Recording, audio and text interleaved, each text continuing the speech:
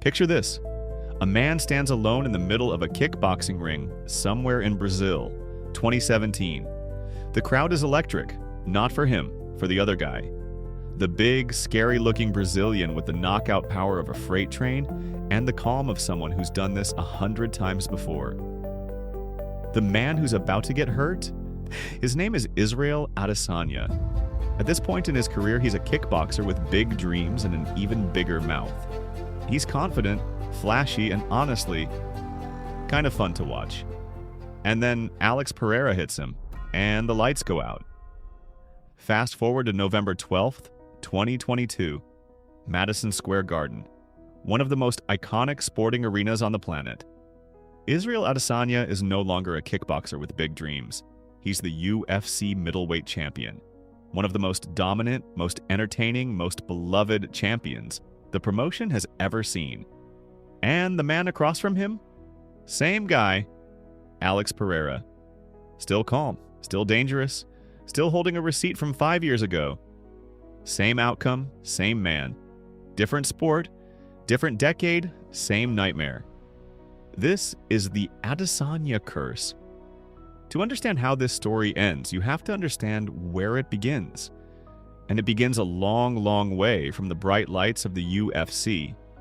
Israel Mobolaji Temitayo Odunjo Adesanya was born in Lagos, Nigeria in 1989. He was a kid who loved anime, like obsessively loved anime. Dragon Ball Z, Naruto, Bleach. If there was a cool character throwing hands in Japanese animation, Izzy was watching it. And not just watching it, he was studying it, absorbing the movement, the drama, the art of combat as a performance. He started kickboxing in his late teens, moved to China to compete, and eventually landed in New Zealand, a place that probably didn't have him on its radar until he started knocking people out on the world stage. And here's what made Adesanya special. It wasn't just the skill. Plenty of fighters have skill. What Izzy had was something rarer. Style. Every movement was deliberate. Every stance change was a statement. He didn't just fight, he performed. He made martial arts look like art. Watching him was like seeing a dancer who also happened to be able to put you to sleep at any moment. By the mid-2000s, Israel Adesanya was one of the most exciting kickboxers on the planet.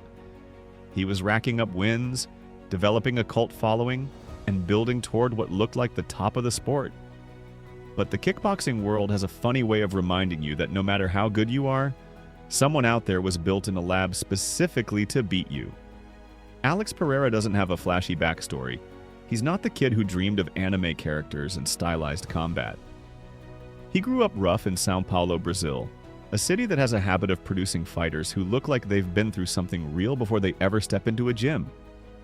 The story goes that Pereira only got into martial arts because his brother was training and dragged him along. There wasn't some grand epiphany, no dramatic moment of choosing the warrior's path. He just showed up one day, started learning, and it turned out he was terrifyingly good at it. Where Adesanya moved like water, fluid, unpredictable, artistic, Pereira moved like a boulder rolling down a hill. Inevitable, heavy, indifferent to whatever was in his way. He had power that you don't teach, the kind of knockout ability that fighters are either born with or they're not.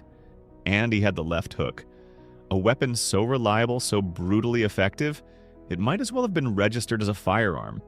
By 2016 and 2017, both Adesanya and Pereira were competing on the Glory kickboxing circuit, the premier stage for the sport at the time. And fate, as it loves to do in great sports stories, put them on a collision course. Their first meeting? A points decision win for Pereira. Not clean, not dominant, but a win. And it planted a seed, a nagging, uncomfortable truth for Adesanya that this particular opponent matched up badly against him. But it was their second meeting that wrote itself into combat sports history. 2017, Glory Collision, Adesanya versus Pereira 2. At this point, Izzy had already recovered psychologically from the first loss. He'd bounced back, kept winning, kept performing. He was building his brand, that magnetic, charismatic, anime-loving showman who happened to be one of the best strikers alive. The rematch felt like an opportunity to close the book on that chapter. The fight starts and it's close. Adesanya is moving well, using his range, doing what he does. The crowd is into it. This is exactly the kind of elite striking contest that kickboxing fans dream about, and then, in one singular seismic moment, everything changes. Pereira loads up the left hook.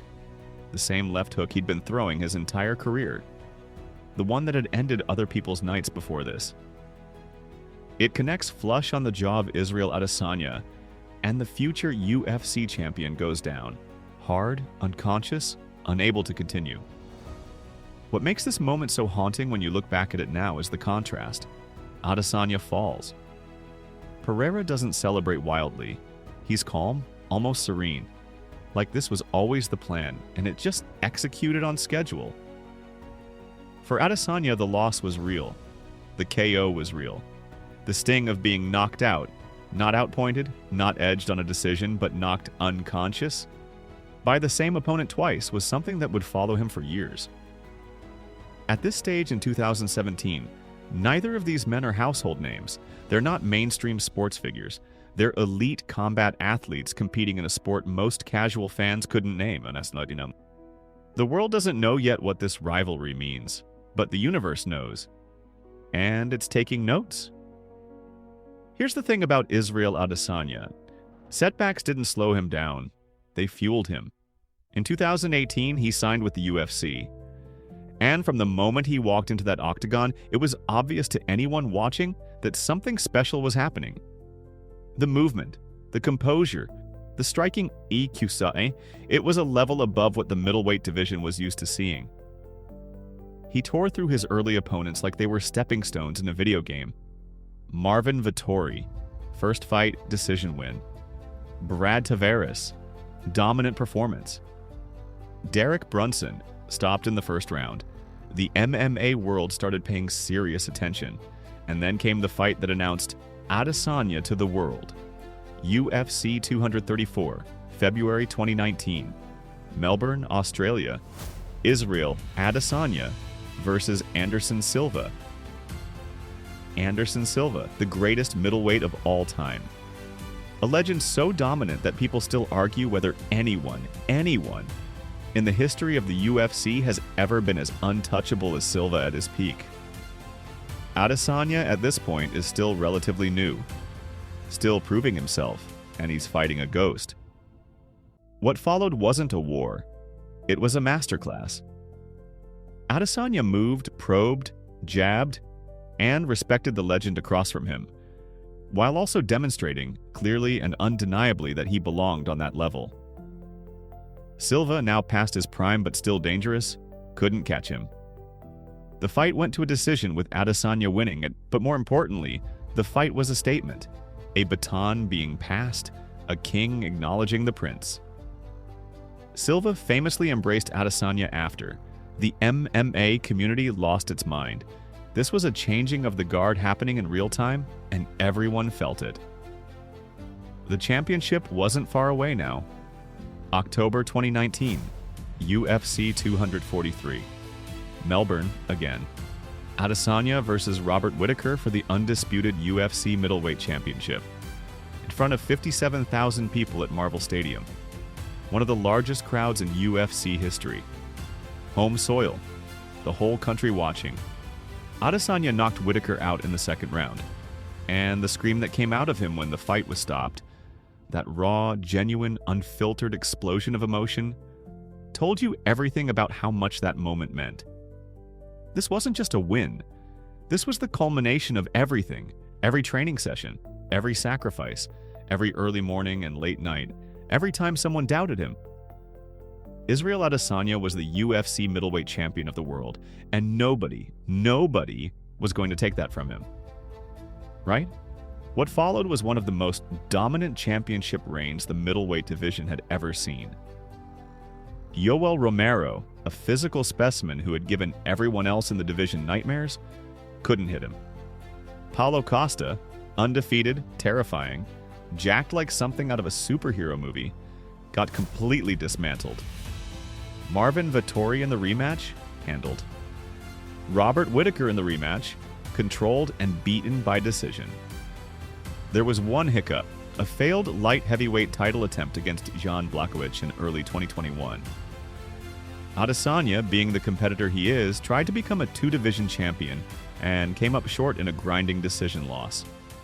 He went back to middleweight, but it was a blip, a footnote. It didn't shake his confidence, and it didn't derail the train. By 2022, Israel Adesanya had successfully defended the middleweight title 4 times. He was considered at various points the pound-for-pound best fighter on the planet. His fights were events, his walkouts were productions. He'd turned himself into more than just a champion. He was a cultural figure, a brand, a phenomenon. He talked openly about his love of anime and how it shaped his fighting style. He collaborated with musicians and artists. He was repping New Zealand and Nigeria simultaneously and making both countries proud. He was exactly the kind of fighter that combat sports gets once in a generation. Supremely talented, impossibly charismatic, and deeply, authentically himself. And then, somewhere in the back of his mind, came a name he probably hoped he'd never have to hear in an MMA context. Alex Pereira had signed with the UFC. Let's take a step back and appreciate just how wild this situation was from a pure storytelling perspective. Alex Pereira was a man who had 2-time beaten the reigning UFC middleweight champion in a completely different sport, decided in his early 30s that he was going to become an MMA fighter. In 2021, at the age of 33, he signed with the UFC. He had minimal professional MMA experience. He was a kickboxer learning a new sport. Normally, this is where we tell you about the journey. The years of grinding on the regional circuit, working on the wrestling, developing the ground game, building MMA-specific tools. The long, slow apprenticeship that almost every fighter has to serve before they're ready for the big stage. Pereira did not read that script. He debuted in the UFC in November 2021 and immediately started steamrolling people. Andreas Michailidis stopped.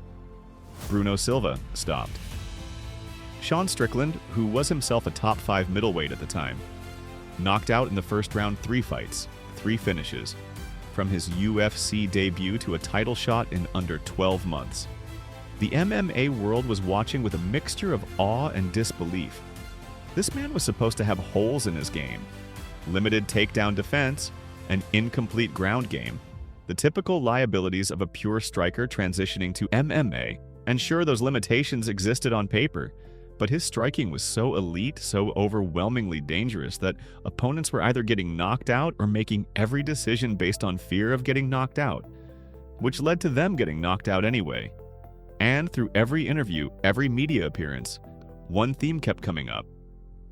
Pereira wasn't just there for a title shot. He was there for a specific person, the man he'd beaten twice, the man who was now the champion. He was there for Adesanya. And you have to imagine, sitting in his training camp in New Zealand, watching this unfold, what was going through Israel Adesanya's head? This is the part of the story that doesn't get talked about enough. Because we're so focused on the punches, the finishes, the highlights, we forget that combat sports are at their core a psychological game. And the psychology of what Adesanya was dealing with here is genuinely fascinating. Think about what he knew. He knew from personal experience that Pereira could hurt him. Not might hurt him or has the tools to hurt him. He had lived the experience of being knocked out by this man. He had been unconscious on the canvas because of this man's left hook. That's not data, that's not film study, that's body memory. And the human body and mind hold on to those experiences in ways that are incredibly difficult to overcome, no matter how mentally tough you are. When you've been knocked out, and especially when you've been knocked out by the same person twice, there's a ghost that lives in your nervous system. Adesanya, to his enormous credit, handled this publicly with incredible composure. He addressed the Pereira rivalry directly. He talked about it as a challenge, as an opportunity for redemption, as proof that he'd evolved. He didn't shy away from it. He leaned into it with the kind of self-awareness that made you genuinely root for him. But here's the thing about those press conferences and those composed interviews. They're performances. Not fake, not dishonest, but curated, controlled. The real conversation was happening somewhere private, in the quiet moments of training, when Adesanya and his coaches were working through the tactical puzzle of how to beat a man who had already beaten him twice. And perhaps the cruelest part of the whole situation was this. Adesanya couldn't avoid it. He's the champion. Pereira is on a rocket ship to the title shot. The fight is going to happen. There's no ducking it, no delaying it indefinitely. Eventually, the man who lives in your nightmares is going to be standing across from you in the octagon.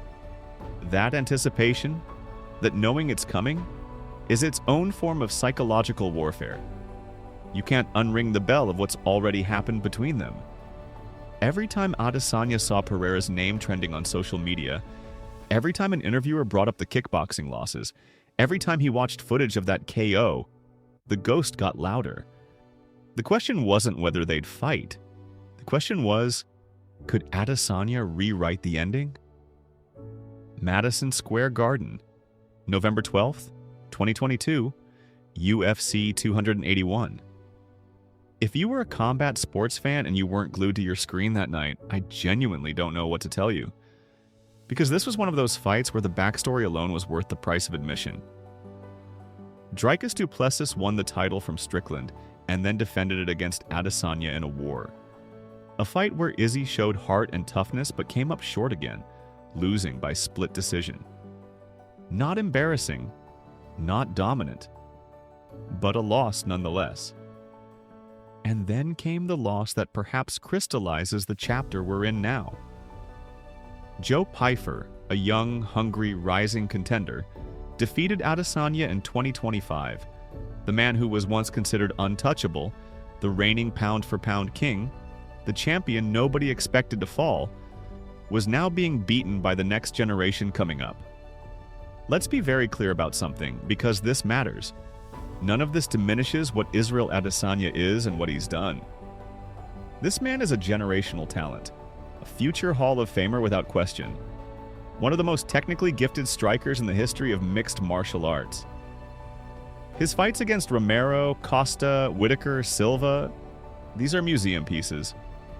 They'll be shown in highlight reels for decades, but sports have a brutal honesty that life sometimes lacks. Careers end, champions fade. The window of dominance, even for the most gifted athletes, eventually closes. And the contrast with Alex Pereira couldn't be more stark. While Adesanya has been navigating a series of losses and difficult questions about where his career goes from here, Pereira has been ascending, winning titles, defending titles, becoming the face of the UFC. The man who was supposed to be a limited kickboxer transitioning late into MMA has turned himself into one of the biggest stars on the planet. The ghost didn't just haunt Adesanya, it outlasted him. So what do we make of all of this? The Adesanya-Pereira rivalry is, at its core, a story about how sports and life don't follow the scripts we write for them. Israel Adesanya did everything right. He worked harder than almost anyone. He refined his craft across multiple continents. He came from Lagos, Nigeria, to the top of the sporting world. He became champion. He won. He gave people something genuinely beautiful to watch. And still, there was one man who seemed immune to everything that made Adesanya great. One man whose specific toolbox, that left hook, that timing, that calmness, matched up in the worst possible way against everything Adesanya brought to the table. In combat sports, we call this a stylistic nightmare. But in the context of this rivalry, it feels like something bigger. It feels like fate having a bit of a laugh. Think about the improbability of what happened. Pereira beats Adesanya twice in kickboxing, a sport most people have now heard of primarily because of this rivalry. Then Pereira, at an age when most fighters are considering retirement, or at least winding down, decides to learn a new sport. He joins the UFC, he rockets up the rankings, he gets a title shot against the same man, and he wins. Same result, different sport, different decade, same nightmare. The Pereira left hook is the most plot-armored punch in combat sports history. It has found Israel Adesanya's chin across multiple years, multiple weight classes, multiple sports, and multiple disciplines. It is, in its own strange way, one of the most remarkable individual weapons in the history of fighting. For Adesanya, the curse, if we want to call it that, isn't just about losing, it's about the specific identity of the loss. Champions lose. That's fine. That's sports. But to be beaten by the same person repeatedly, across the span of your career, in two entirely different disciplines? That's the kind of thing that defines how history remembers you, fairly or not. History will remember Adesanya as a great champion, but it will also remember that one man, Alex Pereira, had his number. And that's a complicated legacy to carry. Here's the question the internet loves to argue about, so let's actually engage with it properly. Who comes out of this rivalry looking better? The easy answer is Pereira, and there's obvious logic to that. He won 4 of their 5 encounters across 2 sports. He became a 2-time UFC champion. He's currently one of the most marketable and entertaining fighters alive. He proved the skeptics, and there were many, spectacularly wrong about his ability to compete at the highest level of MMA. But Adesanya's legacy is more nuanced than a head-to-head record suggests.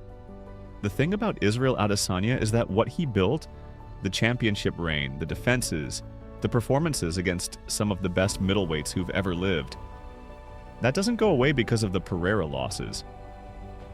His fight against Romero is a technical masterpiece. His dismantling of Paulo Costa is one of the greatest championship performances in UFC middleweight history. His walk-off KO of Robert Whittaker in front of 57,000 of his fellow Oceanic fans is one of the most emotionally resonant moments in recent UFC memory. These things are permanent. They exist in the record books and in the memory of every person who watched them live. What Pereira represents in the Adesanya story isn't erasure, it's context. Even the greatest champions have the fights that don't go their way, the opponents who just match up badly, the rivalries where the answer never comes. Michael Jordan had Isaiah Thomas. Muhammad Ali had Joe Frazier. Adesanya had Pereira. The difference is that Ali went 2-1 against Frazier, and that third fight is considered one of the greatest rivalries in sports history. Adesanya never quite found that third fight resolution in the same way. He won the UFC rematch decisively, yes. But the saga, spread across kickboxing and MMA across nearly a decade, ended cumulatively in Pereira's favor. And perhaps that's okay. Perhaps not every story has the ending the hero deserves. Perhaps the most honest thing sports can do is show us that greatness doesn't guarantee resolution. Here's what I want you to take away from this story. Israel Adesanya was the champion nobody expected to fall. Not because he was invincible, nobody is, but because of how he was built. The style, the movement, the IQ, it all pointed to longevity, to a championship reign that would age gracefully and end on his terms. He was supposed to be one of those rare fighters who seems to get better as others decline around them. And he was, for a while. He really genuinely was. But sports are written in real time, and sometimes the universe just decides that a particular person, with a particular punch and a particular calmness, is the one who gets to decide how your story goes. Not you, not your coaches, not your preparation or your will or your talent. The universe just decided that Alex Pereira was Israel Adesanya's specific, personal, inescapable reckoning. What started in a kickboxing ring in Brazil in front of a crowd that had no idea it was watching history became one of the great cross-sport rivalries in combat sports. A curse that crossed oceans, weight classes, disciplines, and years. A story where the villain, if you want to call him that, turned out to be one of the most extraordinary fighters of his generation. And the hero? Still standing, still dignified, still beloved by millions of people who watched him do things that nobody else could do. Whose legacy is secure even if it's complicated. Whose career, even in its current chapter, has given us more than most fighters dream of giving. Israel Adesanya was the champion nobody expected to fall. It just turned out that the only person in the world with the specific ability to make him fall was always going to be Alex Pereira. And maybe, that's not a curse at all. Maybe that's just 2 extraordinary men, born on different continents, raised in different cultures, following completely different paths, whose destinies were somehow intertwined from the very first time they stood across from each other in a ring. Maybe the universe doesn't do curses. Maybe it just does stories, and this one? This is one of the best it's ever told.